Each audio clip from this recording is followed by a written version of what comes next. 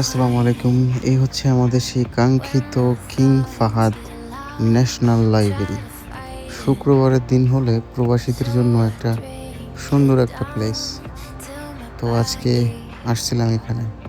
এই জায়গায় আসার পর মানে একটা রিল্যাক্স, একটা ফ্রেশনেস একটা ভাব আসছিল শরীরে।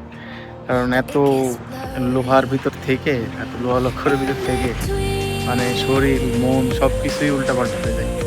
মানসিক টেনশন। তো সপ্তাহে একদিন হয়তো ঘোরার একটা স্পেস থাকে,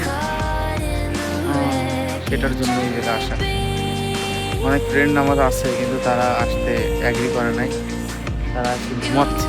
কিন্তু আমি আর আমার আসলাম ভাইয়া, কোনো প্যারা নাই, আচ্ছা চিল। আসলাম ভাইয়া, আমি আরও চলে আসছি এখানে। আমাদের দেশীয় কিছু টিকটকার আছে, দেখবেন আপনারা। এই যে দেখেন টিকটকারদের মার্কেট, সবাই এখানে টিকটক করে। এই জায়গায় একটু পরে হইলে অনেক লোক হইবে, অনেক বেশি লোক। এখন তো একটু ঠান্ডা ঠান্ডা লাগছে, ওয়েদারটা মানে ওয়ার্ম হয়েছে।